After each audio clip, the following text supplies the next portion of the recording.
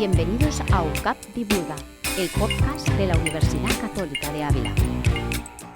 Soy Carlos Romero, profesor de ganadería en la Universidad Católica de Ávila. Hoy nos hemos venido a una finca de vacas de raza avileña negra ibérica a grabar este podcast. En esta ocasión, la universidad os quiere hablar de un tema muy de actualidad que se inscribe en la política agraria común, que es la conservación de las razas autóctonas.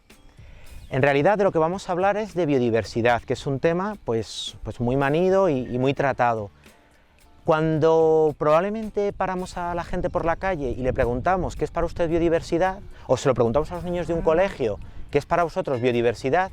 La gente os dirá que son los animales de Costa Rica, o que son los animales de África, o que son los animales de los fondos marinos, o más cerca aquí en España, la gente te dirá pues que es el lobo, que es el lince, que es el oso, etcétera, etcétera. Pero también en los animales domésticos hay una gran fuente de biodiversidad a conservar. La política agraria común en sus subvenciones tiende cada vez más a fomentar, entre otras cosas, más que la producción, la conservación de este patrimonio genético. Y no solo es una cosa a nivel europeo, es una cosa a nivel mundial, porque, por ejemplo, dentro de los objetivos del desarrollo sostenible de Naciones Unidas, la meta 2.5 trata sobre la conservación de las razas de ganado. ¿Por qué se insiste tanto en la conservación de esta biodiversidad ganadera o esta biodiversidad en el ámbito de los animales domésticos, tanto desde la Unión Europea como desde Naciones Unidas? Pues bien, hay un montón de argumentos, como vamos a ver ahora, de tipo medioambiental, social, económico, cultural, que justifican la conservación de estos animales. En España, según el catálogo oficial de razas autóctonas de ganado, o sea, el catálogo reconocido por el Estado español, comprende unas 160 razas de ganado entre todas las especies, ya sean vacas, gallinas, cabras, ovejas, cerdos, caballos, asnos.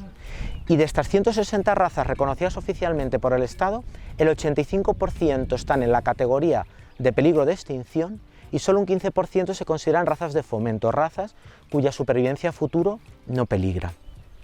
¿Qué ha hecho o por qué tantas razas se han visto desplazadas a la categoría en peligro de extinción?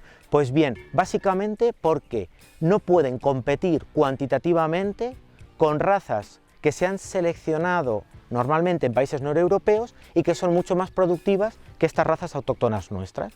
Digamos que no generan tanta cantidad de producto y por tanto no pueden competir en rentabilidad económica estas razas nuestras no seleccionadas con razas mejoradas genéticamente en países noreuropeos. Y eso es lo que ha hecho que mucha gente descarte razas tradicionalmente criadas en España y haya apostado por razas más productoras, pero más productoras en términos cuantitativos. Vamos a ver que no siempre interesa tener esas razas mucho más productivas, porque también un animal que produce mucho más requiere comer mucho más, requiere muchos más cuidados, es un animal que se vuelve más delicado, mucho más exigente, por tanto es un animal que produce mucho más, pero que también nos cuesta mucho más mantenerlo.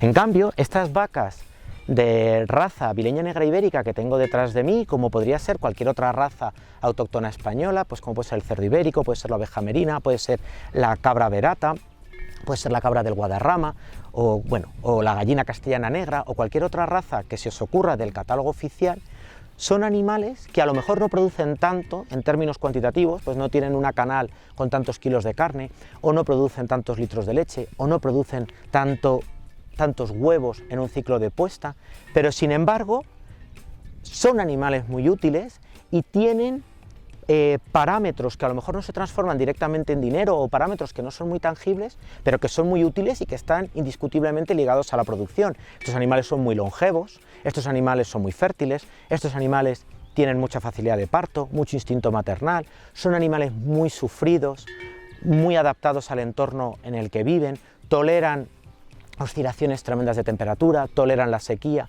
Por tanto, es verdad que esto no da dinero, así directamente, pero a mí me parece que es muy funcional todo lo que acabo de decir. O sea, que el animal viva muchos años, que las hembras se queden preñadas con facilidad, que toleren años tan malos como este, en que viene pues un verano atroz de sequía, de carestía de alimento, pues esta falta de comida la van a tolerar mucho mejor estos animales sufridos, poco exigentes, muy adaptados, que un animal muy selecto, que es mucho más delicado, que necesita más cuidados, más comida. O sea, un animal seleccionado se va a venir abajo este verano con mucha más facilidad que estos, si no hay mucho aporte de alimento. Luego, una primera razón que justifica mantener estos animales, por estas características que hemos dicho.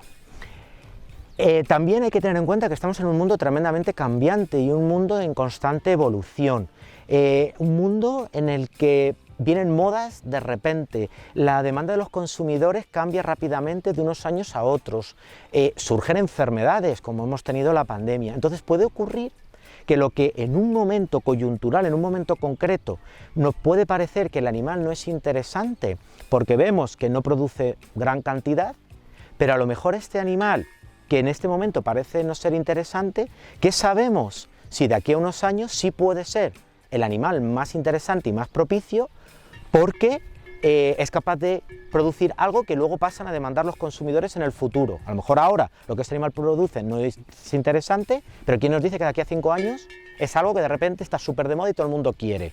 O imaginaos que estos animales muy tolerantes a la sequía, cada vez tenemos más años seguidos con poca pluviometría, que sabemos si en el futuro se instala un clima mucho más árido y los únicos animales que lo soportan son estos. Pues interesa conservarlos de cara a que pueda venir en el futuro, porque puede que en un nuevo contexto de mercado, en un nuevo contexto ambiental, sean estos los únicos animales que puedan producir. Hay un ejemplo paradigmático en esto, que es el del cerdo ibérico. El cerdo ibérico estuvo a punto de extinguirse en los años 60 y luego en los años 90 del siglo XX conoce un auge tremendo gracias a que la gente empieza a valorar sus productos, la gente está cada vez más concienciada con la calidad de los alimentos que ingiere, y si lo hubiésemos perdido el cerdo ibérico en los años 60, luego en los años 90 no lo habríamos tenido para producir esos embutidos que tanto éxito económico han conocido, porque estas razas se han obtenido tras siglos de adaptación al medio. Si dejamos de criar estas razas y se extinguen y luego pasados unos años nos damos cuenta de que vuelven a ser interesantes, si las hemos perdido no las vamos a recuperar de la noche a la mañana, porque ha costado siglos tener estos animales. Estos animales hemos dicho que cuantitativamente pueden producir poco, pero cualitativamente sus producciones destacan. De hecho, muchas de las razas autóctonas de ganado de España son la base genética de productos de contrastada calidad alimentaria, o sea, productos cuya calidad organoléptica está muy reconocida y amparada por sellos europeos como las denominaciones de origen o las indicaciones geográficas protegidas. Estos animales son la base pues, de la carne de Ávila, del queso palmero, del queso majorero, del queso Los Ibores, del queso zamorano, del queso Idiazábal, ¿de acuerdo? Con lo cual, y por supuesto de los embutidos ibéricos.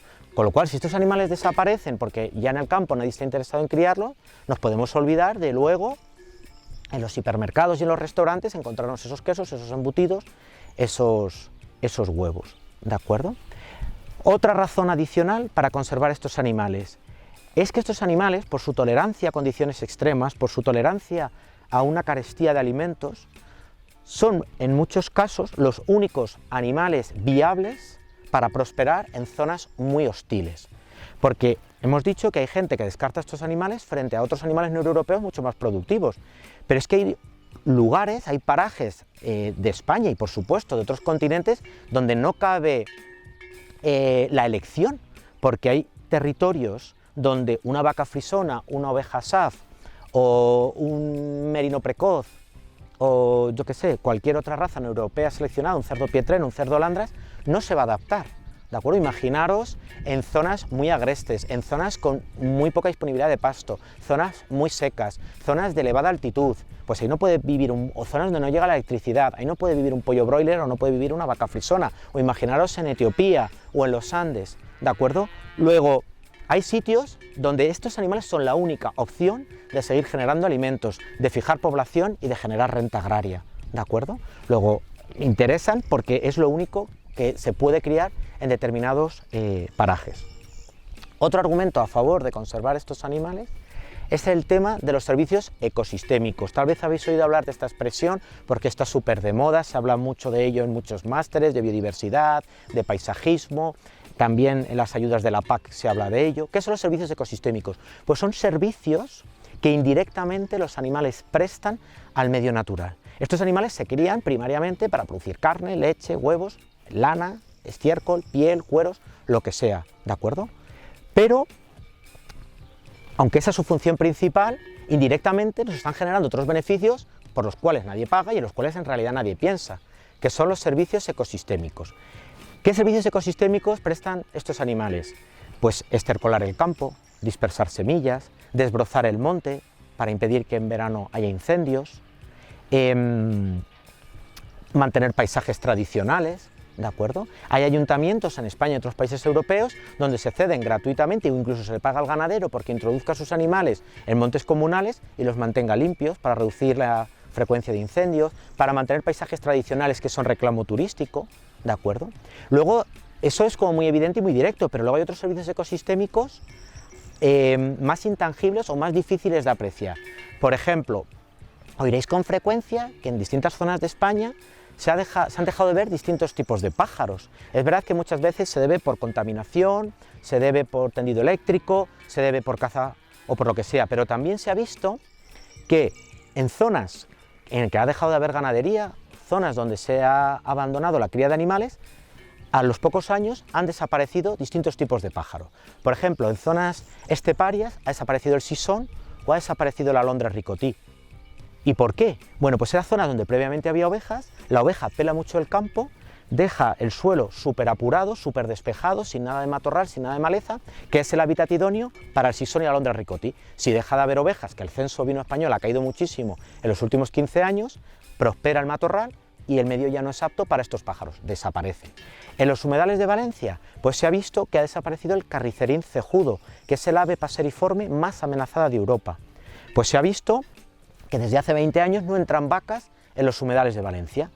¿Qué ocurría? Antes entraban las vacas y abrían como pasillos dentro de los humedales, despejaban dentro de los juncales como pasillos, ¿de acuerdo?, por donde se movían las vacas entre el cañizo, entre los juncos y tal. Pues bien, este pajarito, el carricerín cejudo, que es muy pequeñito, le venía muy bien que hubiese esos pasillos abiertos dentro del humedal para poderse desplazar y poderse mover dentro de ese medio. Al desaparecer la vaca, se han cerrado los juncos y este pajarito, que ya os digo que es el ave paseriforme más amenazada de Europa, ya no tiene un medio apto para él desenvolverse, ¿de acuerdo? Otra razón también para conservar estos animales es que son un patrimonio cultural, como pueden ser los cuadros o como pueden ser los libros antiguos, ¿de acuerdo? Estos animales reflejan la actividad del hombre durante siglos.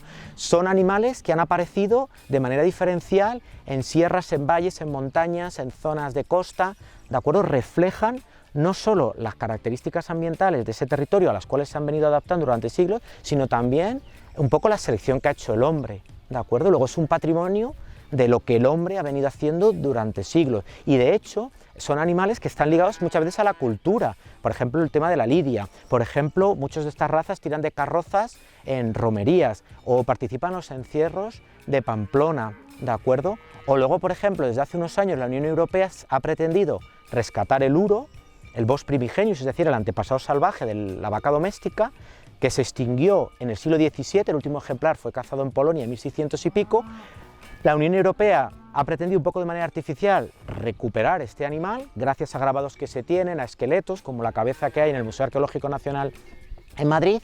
Pues bien, recorrieron científicos europeos toda Europa buscando la vaca doméstica que más se pareciese al patrón racial que tenía, al patrón morfológico que tenía el uro. Bueno, pues se han dado cuenta que la vaca que más se parece al uro extinguido es la vaca sayaguesa, una vaca de la cual quedaba muy poco censo, que estaba un poco arrinconada en zonas marginales de Zamora, que estaba pues muy amenazada, la criaba muy poca gente mayor y de repente, gracias a que es el animal a partir del cual se va a tratar de recuperar el uro, ha conocido un éxito tremendo. De hecho, si vais por Zamora capital, veréis carteles que medio en broma, medio en serio os dicen coma carne de uro. En realidad es carne de vaca sayaguesa.